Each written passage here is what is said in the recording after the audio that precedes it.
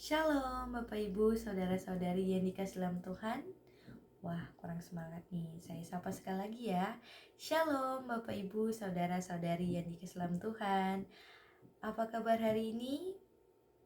Baik, luar biasa. Puji Tuhan sekali. Di sore hari ini Bapak Ibu sekalian, kita semua juga berada dalam keadaan yang sehat dan diberkati. Puji Tuhan. Pada kesempatan kali ini, izinkan saya memperkenalkan diri saya terlebih dahulu. Perkenalkan, nama saya Eunika Moede. Saya merupakan mahasiswa Fakultas Teologi Angkatan 2022 Universitas Kristen Setia Wacana. Dan pada kesempatan ini juga, saya sebagai mahasiswa akan melaksanakan tugas dan tanggung jawab saya sebagai mahasiswa praktik khotbah. Demikian perkenalan singkat saya. Kiranya Tuhan Yesus memberkati kita semua. Terima kasih. Bapak Ibu, saudara-saudari yang dikasihi dalam Tuhan Yesus Kristus, tema khotbah kita pada saat ini berbicara tentang menabur benih kemuliaan, yang terambil dalam Injil Matius pasalnya yang ke-13 ayatnya yang ke-23. Saya akan membacakannya untuk kita semua. Injil Matius pasal yang ke-13 ayatnya yang ke-23 bersabda, "Yang ditaburkan di tanah yang baik ialah orang yang mendengar firman itu dan mengerti. Dan karena itu ia berbuah, ada yang 100 kali lipat, ada yang 60 kali lipat, ada yang 30 kali lipat." Demikianlah firman Tuhan. Bapak Ibu, saudara-saudari yang dikasihi di dalam Tuhan Yesus Kristus, ketika kita sedang menghadapi musim panen, apalagi panen besar, apa perasaan yang tergambarkan dalam pikiran dan hati kita? Tentu saja perasaan yang senang, gembira, bahagia, karena usaha kita, penantian kita yang begitu lama membuahkan hasil. Tetapi apakah ketika perasaan yang sedang dalam keadaan yang bersuka cita akan tetap terus bertahan begitu ketika mengetahui bahwa hasil panen tersebut sudah dimakan oleh hama?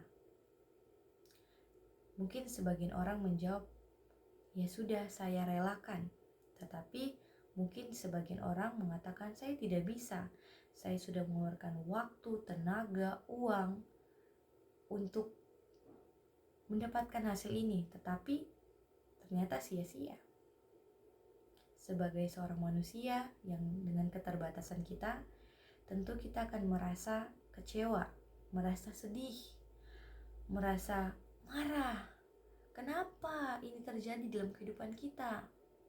Kita sudah berusaha, tapi kenapa harus seperti ini? Bapak Ibu, saudara-saudari yang dikasihi dalam Tuhan Yesus Kristus, konteks yang saya sampaikan ini akan berkesinambungan dengan pembacaan dan perenungan Injil yang terambil dalam Injil Matius pasal yang ke-13 ayatnya yang ke-23. Dalam Injil Matius pasal yang ke-13 ayatnya yang ke-23 itu mengisahkan tentang Yesus yang sedang dalam perjalanan pengajaran di Galilea, tepatnya di tepi danau Genesaret. Sekedar info, Genesaret ini adalah sebuah nama danau yang berada di sebelah barat laut Galilea. Genesaret juga ini dipakai sebagai nama kota, tetapi dalam perjanjian baru, terutama dalam Injil-Injil, Genesaret ini dipakai sebagai tanda atau lokasi di mana Yesus melakukan pengajaran, penyembuhan, dan mujizat-mujizatnya. Genesaret ini memiliki arti yang baik, yaitu taman yang indah atau tempat yang subur. Dalam perjanjian lama juga, Genesaret ini memiliki arti sebagai Kineret atau Kinoret, yang merupakan nama sebuah kota yang berada di suku Naftali. Pengajaran yang Yesus sampaikan adalah memakai perumpamaan seorang penabur, di mana ketika banyak orang yang mendengarkan pengajaran itu, sebagian besar orang-orang tersebut berprofesi sebagai seorang petani. Di kalangan orang-orang Galilea, profesi sebagai petani ini sangatlah biasa. Tetapi, kenapa Yesus menyampaikan pengajaran tersebut melalui perumpamaan seorang petani?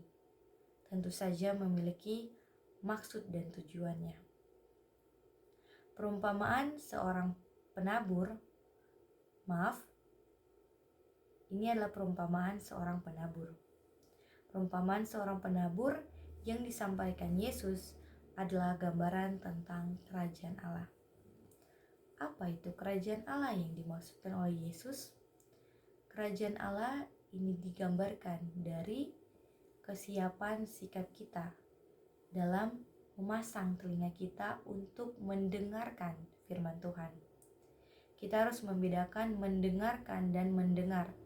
Mendengar memiliki relativitas, apakah kita akan melakukannya ataupun tidak. Kita mau atau tidak. Kalau mendengarkan berarti kita harus melakukan dan patuh. Agar kita mampu mengimplementasikan, mampu menjadi pribadi yang menjadi benih untuk memuliakan nama Tuhan, menghasilkan buah-buah yang banyak dan berdampak baik bagi banyak orang. Bapak, Ibu, saudara-saudari yang dikasihi dalam Tuhan Yesus Kristus, seorang penabur yang menaburkan benih ini ada di beberapa lokasi, yang dimana ini juga berkesinambungan dengan ayatnya yang pertama sampai ayatnya yang ke-22, dimana lokasi yang pertama ini sebagian benih jatuh di pinggir jalan, sebagian lain jatuh di tempat berbatu, sebagian lain jatuh di semak duri, dan yang satunya dan yang terakhir jatuh di tanah yang baik. Ketika sebagian benih ini jatuh di pinggir jalan, apa yang terjadi? Benih ini dimakan burung, sehingga ia tidak dapat berkembang dengan baik. Yang sebagian jatuh di tanah berbatu, apa yang terjadi, Bapak Ibu? Hasilnya benih ini layu dan tidak berakar sehingga dia mati. Benih yang ketiga sebagian jatuh di semak berduri. Apa yang terjadi dengan hasil benih tersebut? Benih tersebut terhimpit karena duri dan mati. Dan apa yang terjadi oleh benih yang terakhir? Sebagian benih tersebut jatuh di tanah yang baik dan akhirnya menghasilkan buah yang baik dan berlipat ganda. Dalam Injil Matius pasal yang ke-13 ayatnya yang ke-23, yang ditaburkan di tanah yang baik ialah orang yang mendengarkan firman itu dan mengerti. Karena itu ia berbuah, ada 100 kali lipat, ada yang 60 kali lipat, ada yang 30 kali lipat. Pada ayat ini, tanah yang terakhir ini yang ditaburkan benihnya adalah tanah yang baik atau subur, sehingga memudahkan perkembangan dan pertumbuhan benih tersebut untuk menghasilkan buah-buah yang baik. Ini adalah cerminan dari pengajaran Yesus tentang kesiapan sikap kita. Ketika kita ingin menjadi benih yang baik, kita pasti harus mempersiapkan sikap kita, mental kita, menghadapi tantangan-tantangan yang ada di depan mata kita. Di mana hal tersebut bukan sebuah hal yang mudah. Ada proses untuk mencapai perubahan dan mendapatkan kesiapan yang betul-betul matang. Kita perlu merefleksikan setiap hari. Apakah kita sudah siap? Apakah kesiapan itu betul-betul sudah 100% ada dalam diri kita? Harus terus kita pertanyakan agar kita semakin memperdalam iman dan pengalaman spiritual kita. Bapak, Ibu, saudara-saudari yang dikasihi dalam Tuhan Yesus Kristus, sama halnya di kehidupan kita masing-masing, kita sudah menjadi benih. Tinggal bagaimana kita mengelola benih itu dalam diri kita dan menjadi buah yang memancarkan kemuliaan Allah melalui sikap kita dan tindakan kita. Tapi kenyataannya kadang kita justru atau sering malah mendukakan hati Tuhan, menyakiti hati sesama, melukai, emosi yang berlebihan, Dan kadang kita bermalas-malasan, malas berdoa, malas bersekutu, malas membaca Alkitab. Itu adalah hal-hal yang tidak akan menjadikan benih yang ada dalam diri kita itu bertumbuh dan berbuah dengan baik. Malah sebaliknya, seperti contoh-contoh yang sebelumnya, sebagian benih yang jatuh di semak berduri, ia akan terhimpit dan mati. Ketika kita sedang menghadapi tantangan, apabila kita goyah dan kita tidak memiliki kekuatan dan keteguhan, kita akan terhimpit oleh tantangan itu dan kita akan gagal. Kita gagal menjadi benih yang akan menabur kemuliaan. Kita gagal mencerminkan tentang pengajaran-pengajaran Yesus. Pengajaran Yesus yang paling utama adalah tentang kasih. Berbicara tentang kasih berarti kita sebagai seorang manusia yang terbatas, kita bukan hanya mengasihi orang lain, tetapi kita harus mengasihi terlebih dahulu diri kita. Bagaimana kita mengasihi orang lain tapi kita tidak mengasihi diri kita sendiri? Itu pun yang harus kita cerminkan dalam kehidupan setiap kita, terutama kehidupan berinteraksi dan bersosialisasi kita kepada sesama kita. Bapak, Ibu, saudara-saudari yang dikasihi dalam Tuhan Yesus Kristus, dari perenungan firman ini saya mendapatkan beberapa poin-poin penting yang akan saya bagikan kepada Bapak Ibu. Poin yang pertama berbicara tentang kualitas hati yang meneladani firman. Kualitas hati yang meneladani firman ini sebagai fondasi yang kokoh untuk memperlihatkan kita kepada sebuah proses yang nanti akan menunjukkan hasil yang baik ataupun sebaliknya. Dalam perumpamaan penabur benih, Yesus menjelaskan bahwa benih ini jatuh di tanah yang baik yang akan menghasilkan buah yang banyak. Begitupun dengan kita. Ketika kita mengamalkan, mendengarkan, dan melakukan firman Tuhan, kita akan menjadi benih yang akan menghasilkan buah yang banyak. Buah yang banyak ini adalah tindakan kita yang akan berdampak ke depannya. Hari demi hari, hari demi hari itu akan berdampak dan akan menjadi manfaat bagi diri kita sendiri maupun orang lain.